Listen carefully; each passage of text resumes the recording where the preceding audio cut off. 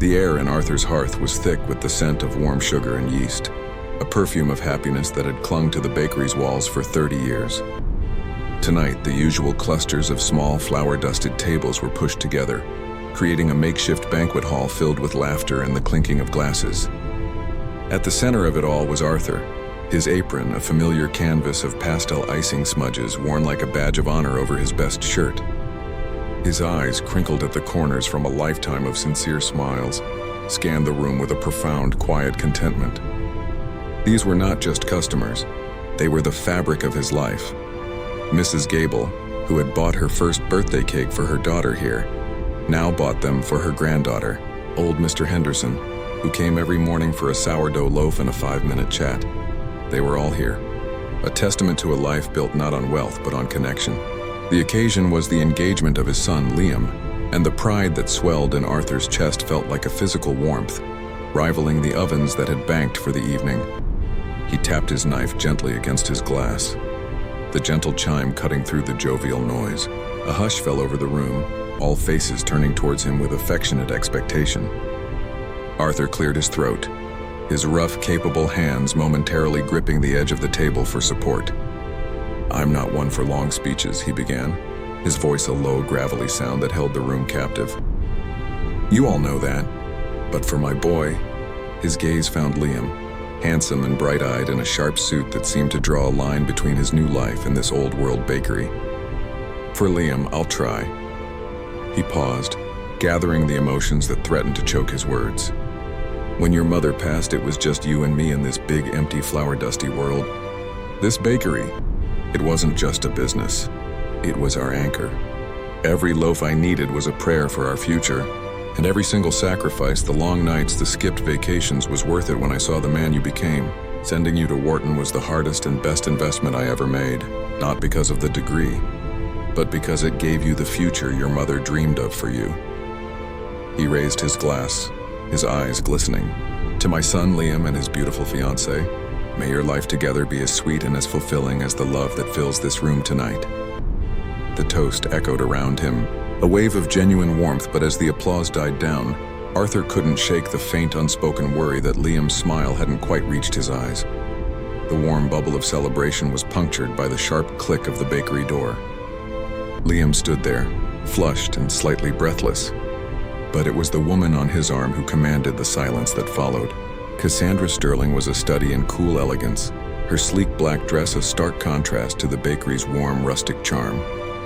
Her smile was a perfectly calibrated curve, reaching no one, as her eyes performed a swift, dismissive inventory of the room. She glided in, the scent of expensive perfume cutting through the homely aroma of bread like an intruder. "Father, sorry we're late," Liam said, his voice tight. Traffic from the airport was a nightmare. He leaned in for a stiff hug, but Arthur felt his son's attention was already elsewhere. "This is Cassandra." Arthur extended a flour-dusted hand, which Cassandra regarded for a fraction of a second too long, before offering her own limp, perfectly manicured fingers.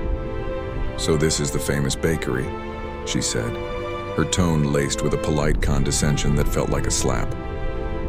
"Certainly a quaint, very authentic." She let go of his hand as if fearing contamination. The party's rhythm was broken. The easy laughter became forced. Arthur watched, a cold knot forming in his stomach as Liam guided Cassandra through the crowd. He didn't introduce her to Mrs. Gable or Mr. Henderson. Instead, he spoke to her in low, urgent tones, explaining things Arthur knew needed no explanation.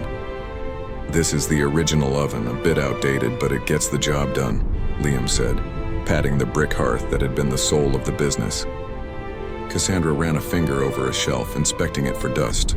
"I can see the sentimental value," she murmured, "but the operational inefficiency must be staggering. This whole place is a real estate goldmine waiting to be optimized." Later, as Arthur offered Cassandra a slice of his signature honey almond cake, she took a tiny, polite bite. "It's very sweet," she said, setting the plate down unfinished. "A bit simple for my palate. Liam tells me you've run this place for decades. It must be comforting having such a small, uncomplicated life." The words were a velvet-wrapped dagger. Liam, instead of defending him, chuckled nervously. "Dad's a craftsman, Cass. It's a different world. Not exactly high finance." He said it with a smile, but the message was clear. This was a hobby, a relic. The chasm between Arthur's world of tangible creation and Liam's new world of cold, calculated value had never felt wider or more painful.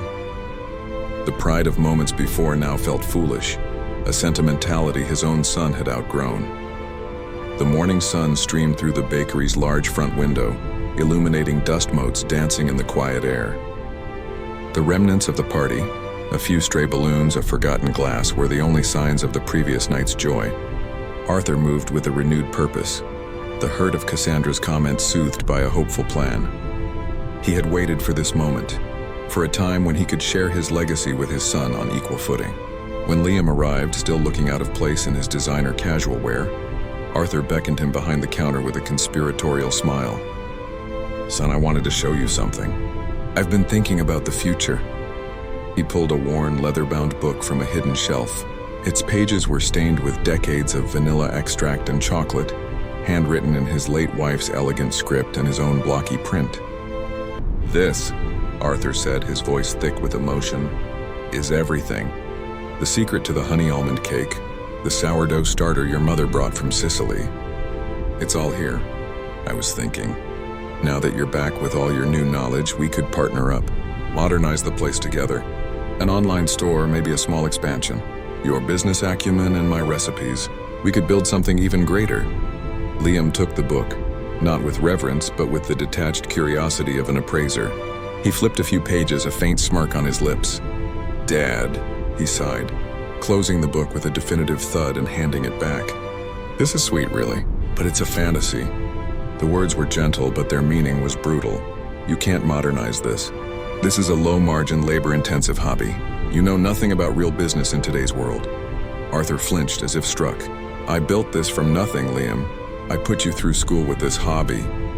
"And I'm grateful," Liam said, his tone turning cold and impatient. "But sentiment doesn't pay shareholders. Your methods are obsolete. Cassandra's father, Robert Sterling, is a visionary. We're in the final stages of a massive mixed-use development deal for this entire block. High-end retail, luxury condos. This bakery, it's sitting on the most valuable parcel. The offer will be more than generous. You should take it, Dad. Just retire. Enjoy your life. Stop kneading dough like a servant." The monologue laid bare a chilling truth. This wasn't a disagreement. It was a dismissal of Arthur's entire life's work, his values, his very identity. The love and pride he had poured into his son had been metabolized into pure corporate contempt. The recipe book in Arthur's hands felt suddenly heavy, not like a legacy, but like a tombstone. The silence in the empty bakery that evening was a heavy, suffocating blanket. Arthur moved through the familiar motions of closing, wiping down counters, sweeping floors, but his hands were numb. Liam's words echoed in the hollowed-out space where his heart used to be. A servant. He was just about to turn off the lights and retreat to his apartment above when he heard the distinct sound of the back alley door clicking open. He froze, hidden in the shadowy recesses near the pantry. It was Liam's voice, low and urgent, followed by Cassandra's crisp, impatient tone. They thought they were alone. Arthur held his breath, pressing himself against the cool wall, an unwilling prisoner in his own kingdom. "I told him," Liam said, the sound of a chair scraping grating in the quiet. "I laid it out. He's stubborn, but he'll see reason. The offer from Apex Holdings will be too good to refuse." "Apex Holdings?" Cassandra's laugh was a short, sharp sound. "I hope you're more convincing with my father. The old man just needs to feel like it's not personal. Once the offer is formally presented, with the pressure of the entire deal resting on this one parcel, he'll fold. It's just business." "I know it's just business," Liam snapped, a defensive edge to his voice. "But he built this place. A little finesse, Cassandra. We can't just strong-arm him." "We can and we will," she countered, her voice turning to ice. "The shell company is untraceable. He'll never know it's us until the papers are signed. This is the cornerstone of the entire project, Liam. Your father's sentimental little hobby is the only thing standing between you and a seat at the table with the Sterlings. Between us and our future. Are you in this or aren't you?" There was a long pause. Arthur's heart hammered against his ribs, each beat a fresh wave of betrayal. He heard the quiet resignation in his son's voice when he finally spoke. "I'm in.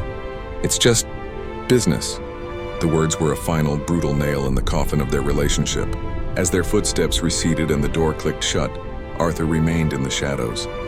The initial crushing pain of the revelation began to harden, transforming in the furnace of his grief. A strange calm settled over him. The gentle baker's posture straightened slightly. The spark of a different man, a man he had buried decades ago, flickered, then caught fire in his eyes. They were playing a game of corporate chess. They just had no idea they were about to challenge a grandmaster. The climb up the narrow stairs to his apartment felt steeper than ever, each step a weight on his soul. The cozy rooms, once a sanctuary, now felt like a cage built by his own naivety. He went straight to the bedroom closet, moving aside a stack of neatly folded sweaters to reveal a small, sturdy lockbox tucked away in the back corner. The key for it hung on a chain around his neck, hidden under his shirt, a cold metallic secret against his skin for 30 years. His hands, usually so steady, trembled as he fitted the key into the lock. The click echoed in the silent room, a sound from another lifetime. Inside, resting on a bed of faded velvet, was a ghost. A stack of yellowed newspaper articles, their headlines screaming praises. Artemis Pender, the young titan taming corporate giants, and Pender's hostile takeover of Sterling Textiles sends shockwaves. Beneath them lay photographs. A younger version of himself, with sharp, calculating eyes and a ruthless smile, stood surrounded by men in boardrooms, a glass of whiskey in hand. He was impeccably dressed in suits that cost more than his first bakery oven. This was the man he had been, Artemis Pender, a name whispered with a mixture of fear and awe in financial circles. He had been a shark in tailored wool, specializing in dismantling family-run companies much like the one his son now wanted to build.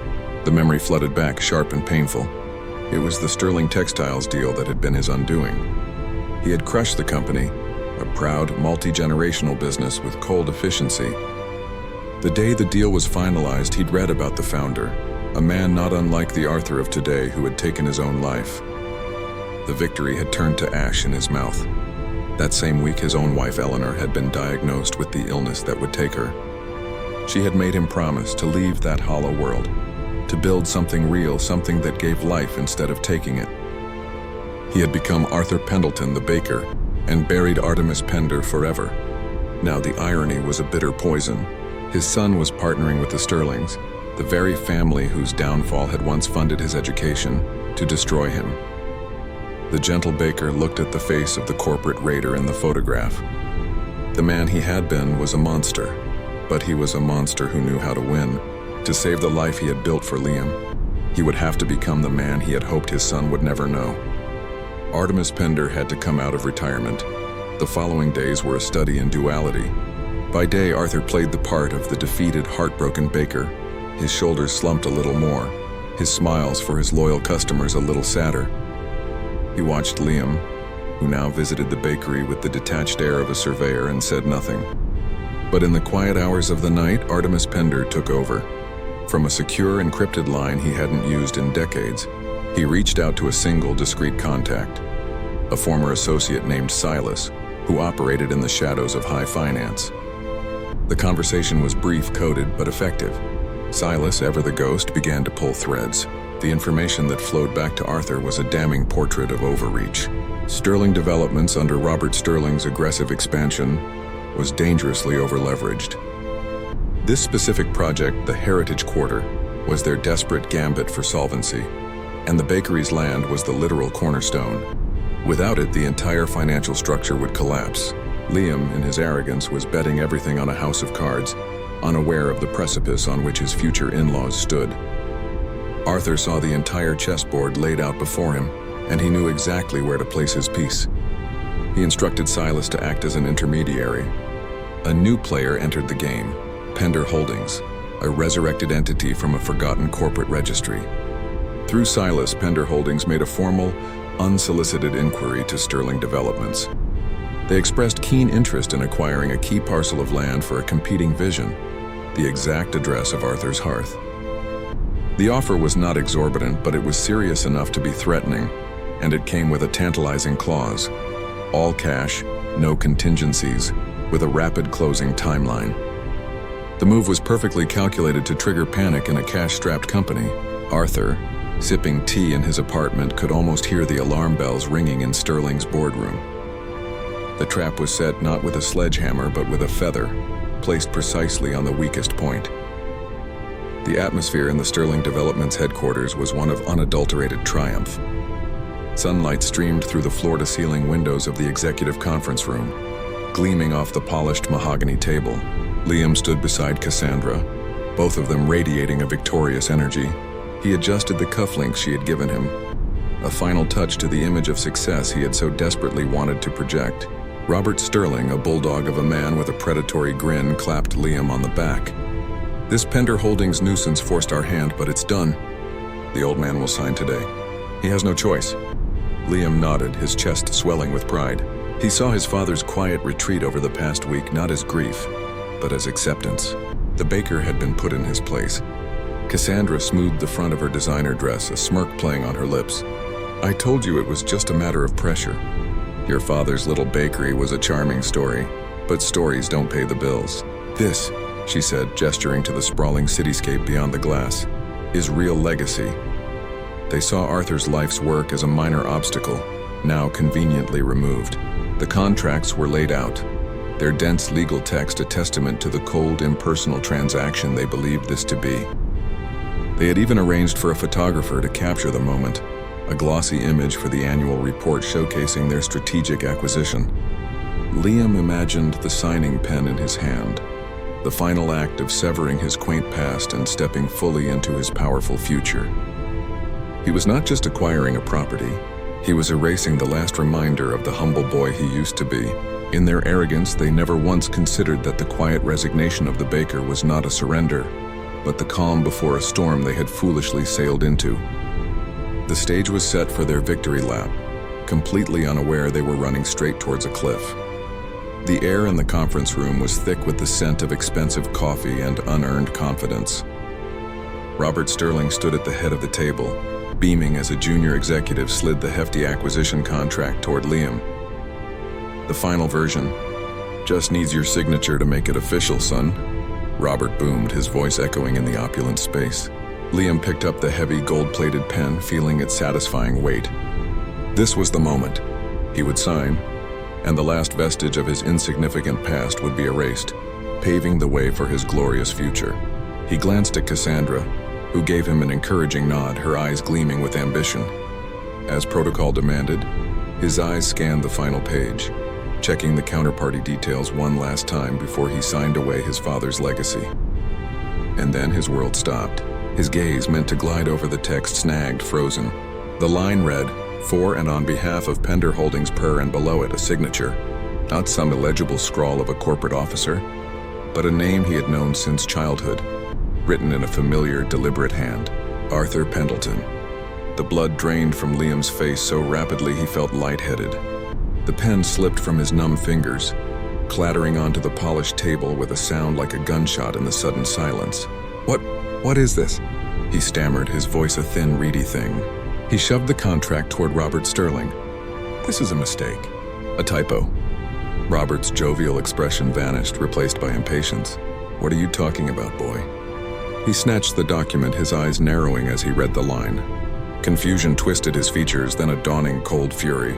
Before he could speak, the double doors of the conference room swung open with a quiet, authoritative finality. Every head turned. Standing in the doorway was Arthur, but it was not the Arthur they knew. Gone was the flour-dusted apron, the gentle slouch, the kind eyes. This man stood ramrod straight, clad in a suit of such impeccable, understated elegance that it screamed of power far louder than Robert's brash tailoring ever could.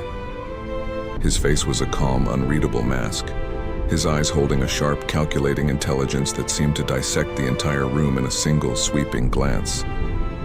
He carried an old, worn leather satchel, the only hint of the man he had been.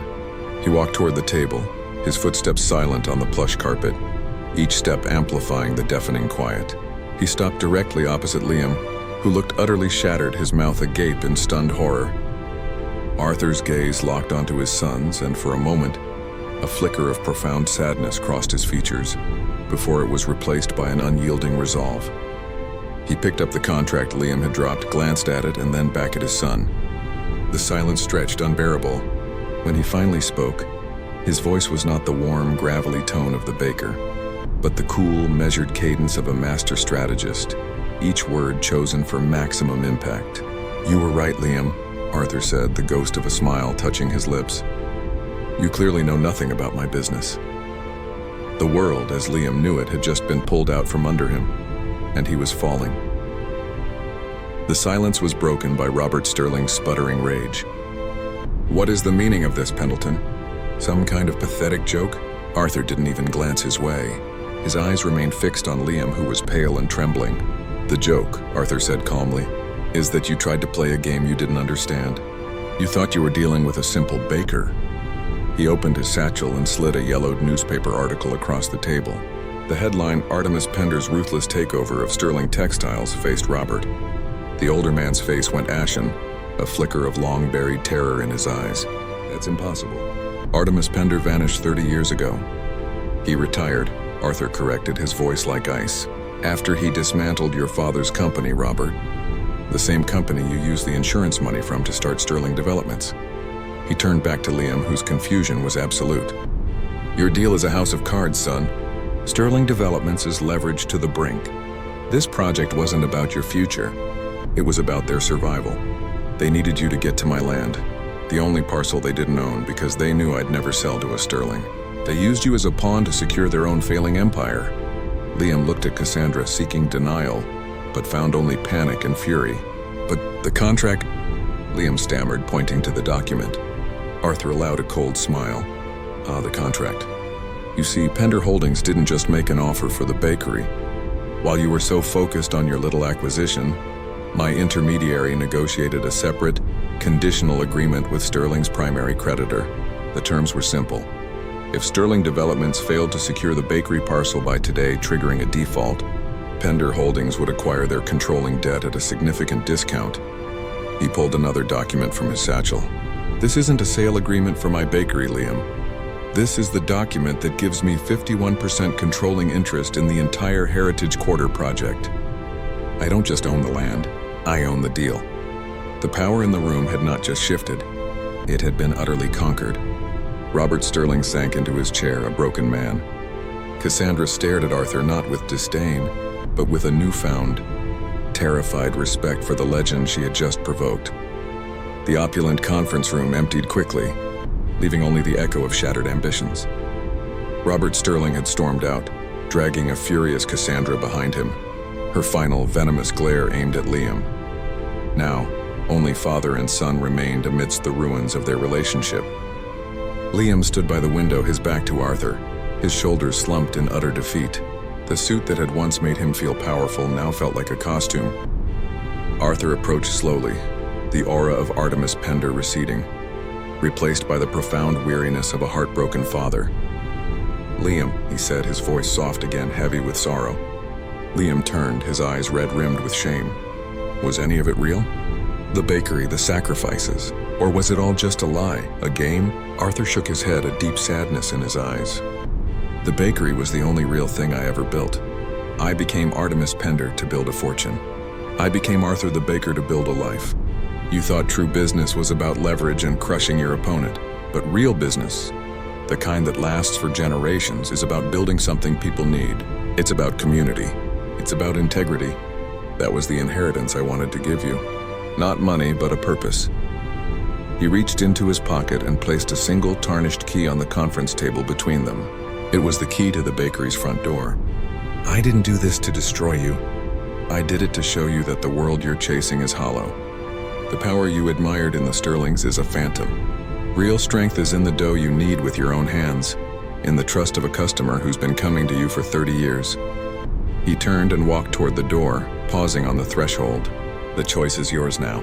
You can walk out that door and chase that phantom with Cassandra, or you can pick up that key. Come back to the bakery and let me teach you what I should have taught you all along. Not how to make a deal, but how to build a life." Arthur left, leaving his son alone in the silent, gilded room. Liam stared at the key, a simple piece of metal that held the weight of two very different futures. He did not pick it up immediately, but for the first time he was truly considering the man who had left it for him.